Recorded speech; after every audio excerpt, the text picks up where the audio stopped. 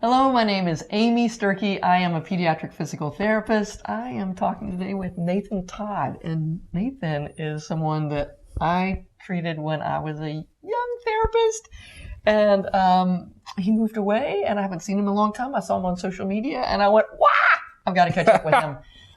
Tell us about what's going on with you. So yeah, you can find me. I'm the loneliness coach on all platforms of social media, just trying to help people eradicate loneliness, one conversation at a time. We were talking about your early life. Can you tell me about having cerebral palsy? How do you think it affected you and your family? Oh man, how did it affect me and my family? One of the things that I think it has supported with greatly is the fact that it's forced me to have many conversations with many different people that probably, I would guess, if I didn't have cerebral palsy, I wouldn't have these conversations. I wouldn't meet these people. And it's forced me to kind of have a different perspective on life. This is all I've ever known.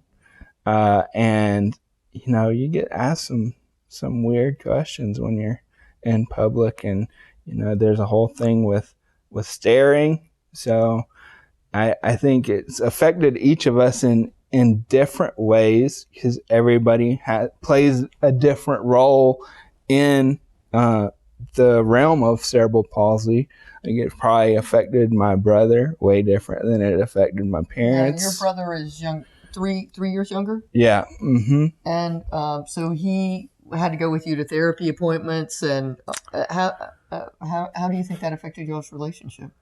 I mean, just the whole thing.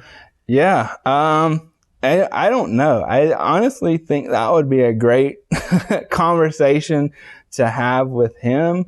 I think what it's done is teaches great empathy for another person, right? Because, this is my brother. I love him, like regardless of what's happening. But it also allows you to see, oh, wow, people do treat people very differently based on like a very small sample size of what they see. And were there times when you were incredibly jealous of your brother? Yeah, 100%. Like I wanted to be the guy that played football. He played football. And yeah, that wasn't a reality. And your dad was a football coach, right? Yeah. So you didn't play football? Unfortunately, no, that did not happen. I always wanted to be like Joe Montana. And there's a reason to go to therapy, kids. When both your brother and your dad are over 6 feet tall and you're like on the edge, it's like, oh man, I probably am this tall, but I can't stretch out that far. But you are really physically active. I've seen videos of you. Yeah. Weightlifting, and it's not that you're not physically active, you're just not a football player. You found other things that you do.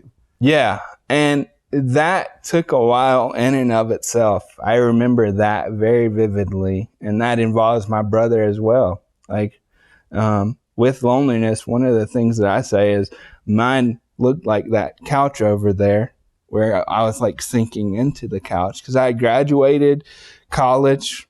And it was 2008, like one of the worst times to graduate from college, regardless of your circumstance. Couldn't find a job and sat on the couch for over a year. Wow. And so it's like, well, is this all there is?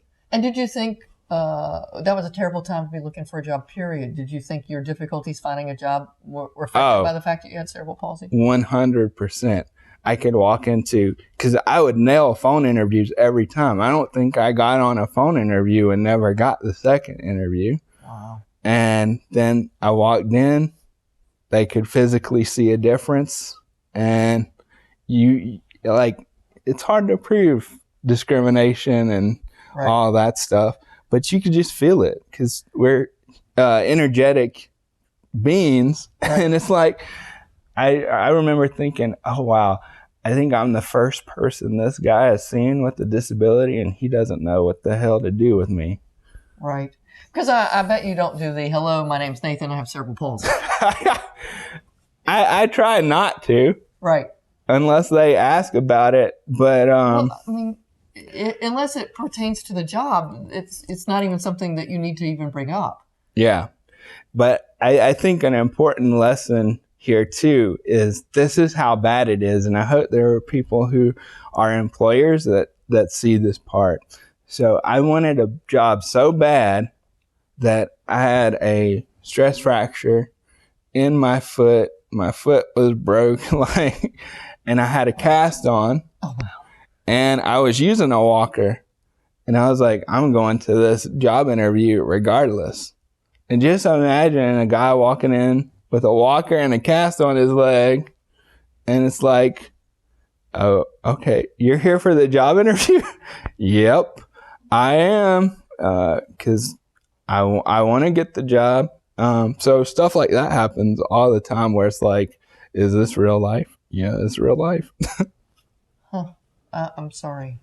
But I think what the research says is if you know one person with cerebral palsy, it's a friend, someone who, a teacher, just one person, that it makes a difference in what they think and their expectations and how they understand cerebral palsy. Yeah. So I love that your social media presence is getting information out. And as a kid, you probably didn't have other adults to talk to who had cerebral palsy. And now at least there are ways for them to talk to other people. And this interview is helping other people. Yeah. I mean, I'm old enough to also have been born before the internet, people. So there was no social media. Right. Yeah. So big shout out to my friends. I think they all know who they are. They don't need me to call them by name. But anybody who's spent time with me, we've had some crazy adventures for sure. And I think one of the best things I ever did, and I hope that one of my goals running a business is to provide opportunities for young people with cerebral palsy and other disabilities. And by young people for this, I'm talking 18, like college age kids, is that they can go to conferences, but not, we spend a lot of time going to disability conferences. One of the greatest things that ever happened to me was going to this conference called the Summit of Greatness. And it was an entrepreneurial conference. And the thing I remember is saying to myself, what the hell am I doing here? Like, these people are running these huge businesses. They're making tons of money. And I'm just this dude with cerebral palsy. But one of the things that I did every night in the conference was I made a video where I was talking about my experience, and I would see people while being in line waiting for the thing to start. And they'd be like, hey, don't I know you? No, but you might have seen me in the group talking. And it completely, after that experience, it shifted what I thought was possible. And I realized even more the power of being the only person that you may see with the disability. Like the very last time before COVID that we went to the conference in person, me and my buddy Matt drove up there, and we took a wheelchair, and I made a point to use the wheelchair at every moment I could. Even if I can walk, I was like, well, they need to see somebody in a wheelchair that's having fun and actually experiencing this full-heartedly. So I was out in the middle of a dance floor with thousands of people in a wheelchair. How interesting that you would take your presentation and actually magnify it to as big a weight you could just to have that impact on people. I'm loving talking to you. Yeah, it's fun.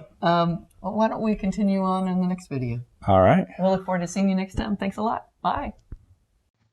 If you liked this video and would like to be notified by email when the next video comes out, click the subscribe button here and click the golden bell icon and ensure notifications are enabled on your account.